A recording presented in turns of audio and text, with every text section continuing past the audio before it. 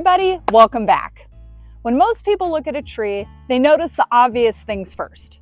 They notice the shade, the leaves, the flowers, the branches over the roof, or the limb that suddenly looks a little too close to the driveway.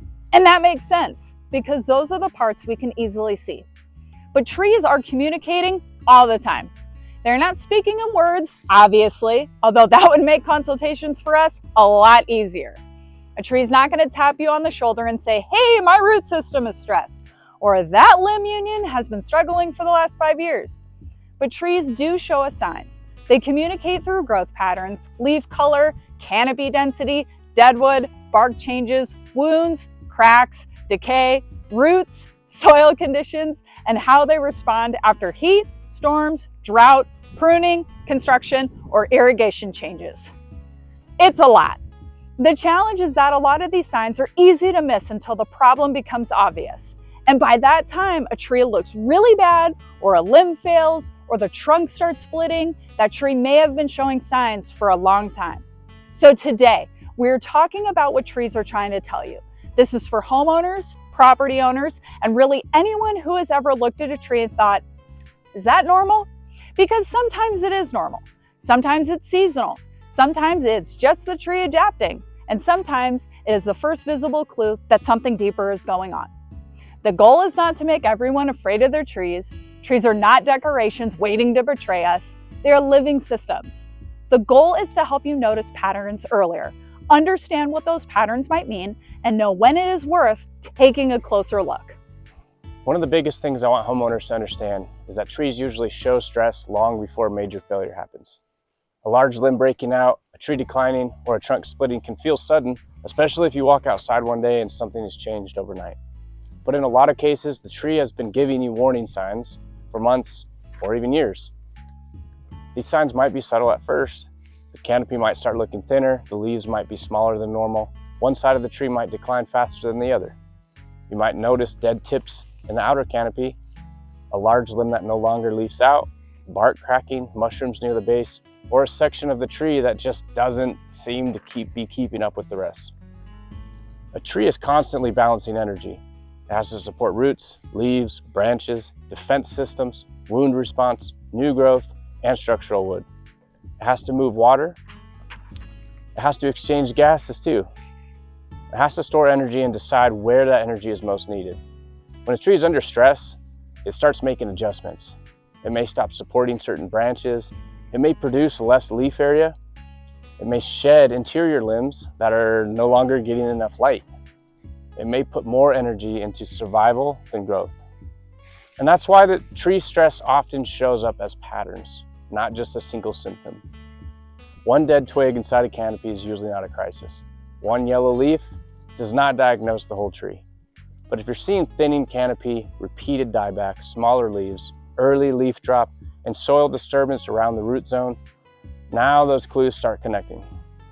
The canopy is often where homeowners first notice a problem, but the cause may not be in the canopy. A tree can still decline up to the top because of problems underground. If roots are cut, buried, compacted, overheated, overwatered, underwatered, or damaged by construction, the canopy may eventually tell that story. The leaves are where the stress becomes visible, but the root system may be where the stress begins. That is why we don't just look at one branch to make a decision. We look at the whole tree. We look at the site. We look at what changed around it. Trees respond to their environment, and if you learn to read those responses, you can catch problems earlier. Leaves are one of the easiest places for homeowners to start because they are visible, they change quickly, and they can tell us a lot about how a tree is responding. But leaves can also be misleading if we look at them without context. A healthy leaf should make sense for the species, the season, and the environment the tree is growing in. Some trees naturally have lighter green leaves.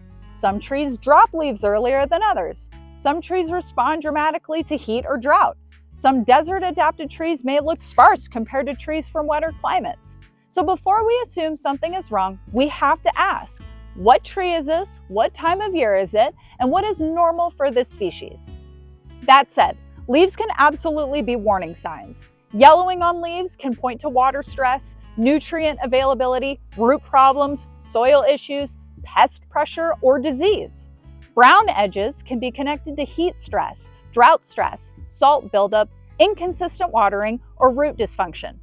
Early leaf drop can be a tree's way of reducing demand when it cannot support the full canopy. Smaller than normal leaves can also be a sign that the tree is working with limited resources. One thing we hear a lot is, but it still has leaves, so it must be fine. And unfortunately, that is not always true.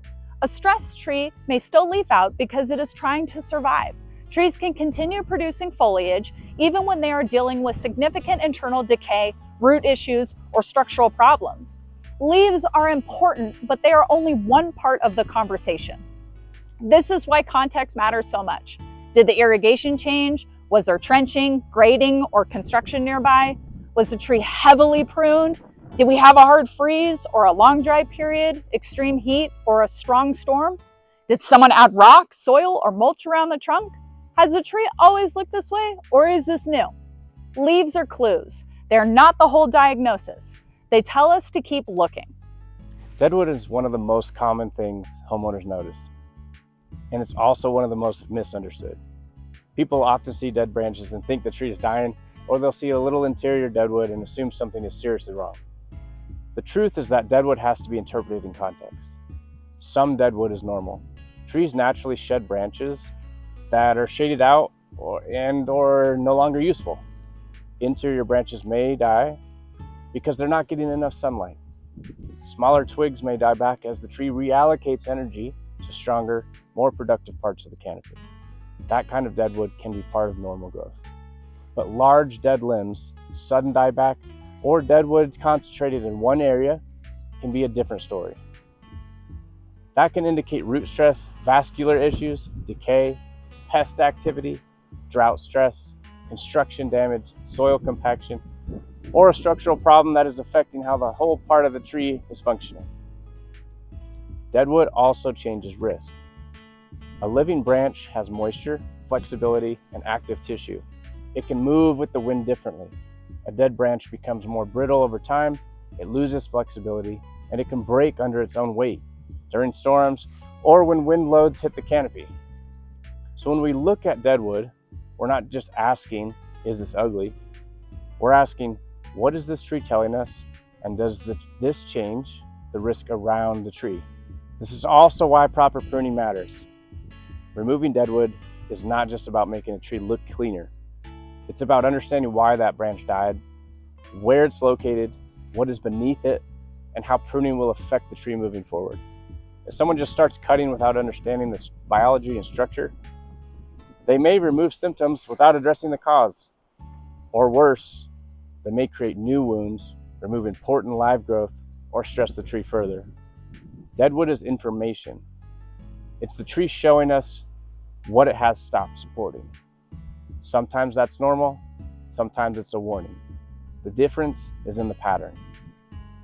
When we look at cracks, cavities, wounds, included bark, mushrooms, or decay, we're looking at structure. And structure is one of the most important parts of arboriculture. A cavity does not automatically mean a tree has to come down, and a crack does not automatically mean to panic. A mushroom does not mean that the tree is going to fail tomorrow. But all those things deserve attention because they can tell us something about what's happening inside the tree. Trees don't heal the way people do. We get a cut, our bodies repair tissue in a different way than a tree does. Trees seal and compartmentalize. They grow around injury. They create boundaries to slow the spread of decay. So an old wound, a poor pruning cut, storm damage, sun scald, animal damage, or a trunk injury can remain part of that tree for the rest of its life. That's why old damage matters. A wound may have happened years ago, but the tree is still growing around it. The question is not just, is there a hole? The better questions are, where is the cavity located? How much sound wood is left? Is the decay near the base? Is it near a major limb union? Is the tree leaning?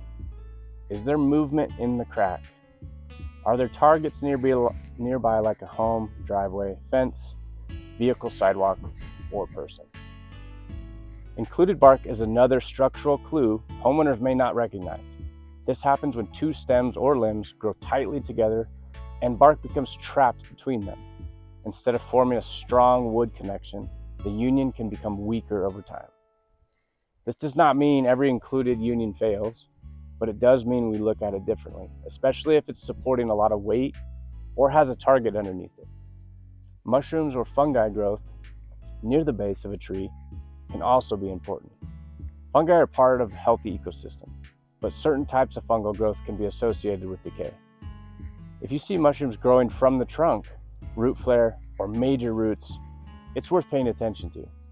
Again, it does not automatically mean removal. It means the tree is giving us information that should be evaluated. A tree can be alive and still have structural concerns. That's one of the most important things for homeowners to understand. Green leaves do not always equal sound structure. A tree can photosynthesize, leaf out, and look alive while still having decay, weak unions, root problems, or defects that affect stability. Cottonwoods show this often. This is why arboriculture is not just about whether a tree is alive. It's about understanding how biology and physics are working together. Roots are where a lot of tree problems begin, but they are also the part that homeowners see the least. And because we can't always see them, they are easy to forget. We went deeper into this in our roots video, where we talked about how roots are not just these big anchors under the tree. They are part of the entire living system. They absorb water, exchange gases, interact with soil biology, store energy, and support everything happening above ground. So in this video, we're not going to repeat the whole root conversation, but we do want to connect it back to what your tree may be trying to tell you. When roots are damaged or stressed, the canopy eventually tells the story. A tree may start thinning, branches may die back, leaves may become smaller, the tree may drop leaves early, you may see mushrooms near the base, lifting soil, a sudden lean, or exposed roots being damaged by mowers, vehicles, foot traffic, or construction. One of the biggest root-related issues homeowners can actually see is a buried root flare. The root flare is the area where the trunk naturally widens and transitions into the root system. You should be able to see that flare at the base of the tree. The base should not look like a telephone pole going straight into the ground. When soil, rock, or mulch is piled against the trunk, it can hold moisture against bark that was not meant to stay wet. It can reduce oxygen availability to roots. It can hide girdling roots or decay. It can create long-term stress that may not show up immediately, but slowly affects the tree over time. And that is the really big connection from the roots video to this one. What's happening below ground eventually shows up above ground. Roots need oxygen. They need usable water. They need soil conditions that allow them to function. When soil becomes compacted by vehicles, equipment, foot traffic, or construction, those air spaces get crushed. Water movement changes. Root growth becomes harder. The tree may not be able to access what it needs, even if water is present. So if you want to start reading your own trees better, do not just look up, look down too. Look at the base. Look for the root flare. Look at whether rock or mulch is touching the trunk. Look at whether the soil is compacted. Look at whether irrigation is watering the trunk or actually reaching the root zone. The tree may be giving you clues right at the ground level. Water stress is one of the most common problems we see here in Arizona, but it's not always as simple as the tree just needs more water.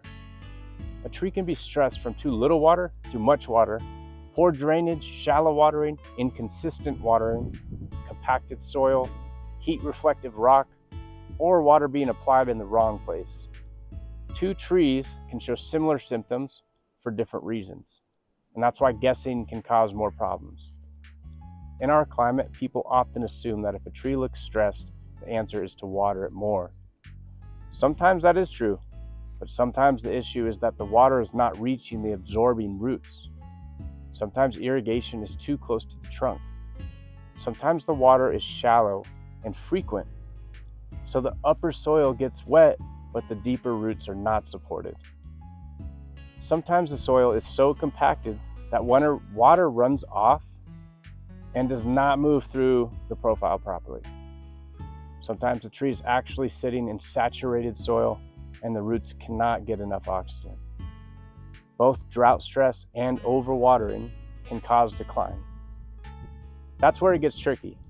A tree with struggling roots may show yellowing leaves, thinning canopy, leaf scorch, dieback, or poor growth, whether the root system is too dry, too wet, or unable to function properly.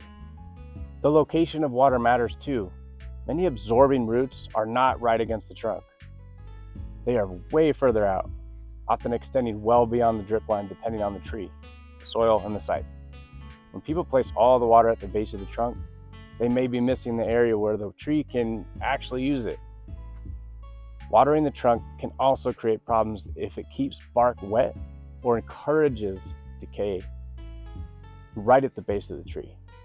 Mulch can help moderate soil temperature and moisture, but it has to be used correctly. Mulch should not be piled against the trunk. It should be pulled back from the base so the root flare stays visible. Rock, on the other hand, can hold and reflect heat, especially in hot climates, and that can increase stress around the root zone.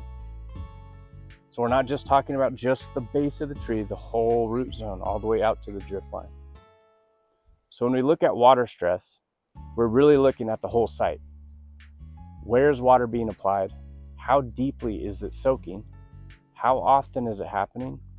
What kind of soil is there? Is there mulch or rock? Is the soil compacted? Has construction changed drainage? Are other plants competing? Has irrigation recently changed? Trees do not just need water. They need usable water in the right place, at the right depth, in the soil that still allows roots to breathe and function. Another thing homeowners should know is that trees respond slowly.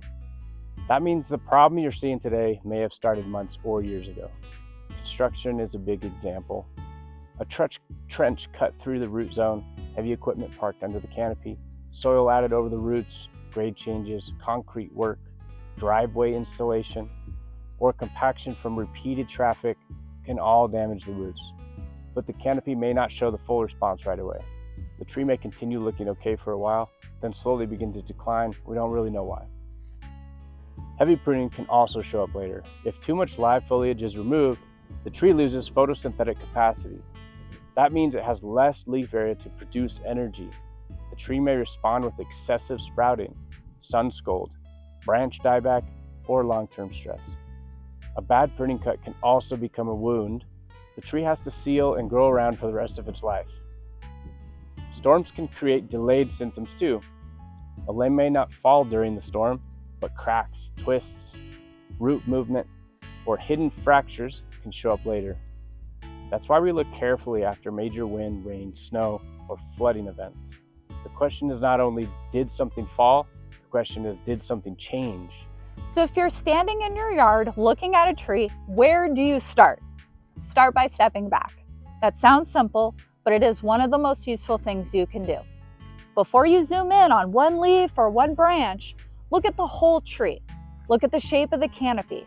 Is it full and balanced or thin and uneven? Is one side declining? Is the top dying back?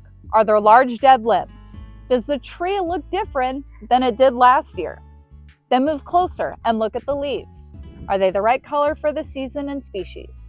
Are they smaller than normal? Are the edges brown? Are they dropping early?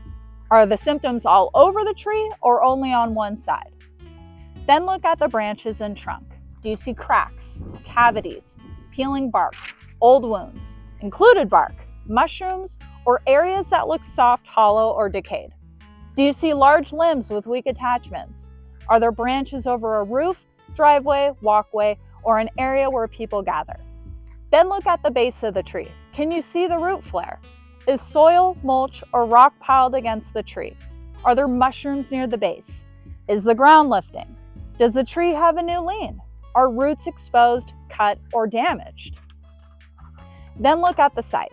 What is happening around the tree? Is the soil compacted? Is water reaching the root zone? Is the landscape rock heating the soil? Has irrigation changed? Was there construction? Did someone prune it recently? Did a stork come through? The point is not to diagnose every tree yourself. The point is to learn how to notice patterns. Trees usually do not give us just one clue. They give us a combination of clues. And when you can see the pattern, you can make better decisions. You know when something is probably normal, you know when something is worth monitoring, and you know when it's time to call someone who understands tree biology, structure, and risk. The biggest takeaway is this: trees are rarely silent. They're constantly responding to their environment, and those responses show up in the canopy, the leaves, the branches, the bark, the trunk, the roots, the soil, and the structure. Everywhere. A stressed tree does not always mean a doomed tree. Sometimes it means the tree needs better watering. Sometimes it means the root flare needs to be uncovered.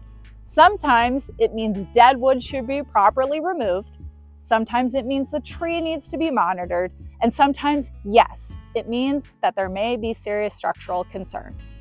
But the earlier you notice these signs, the more options you usually have. So before you ignore the dead limb, bury the base of the tree, overwater the trunk, cut a branch just because it looks inconvenient, or assume a tree is safe just because it still has green leaves, take a closer look. Step back, look at the canopy, look at the trunk, look at the base, look at the soil. Ask what has changed. Your tree may already be telling you what it needs. You just have to know how to listen. If you found this helpful, follow along for more homeowner tree education, local tree care insight, and real arboriculture in action. Give us a like and click the subscribe button. We are climate high tree experts, and this is professional tree care backed by science.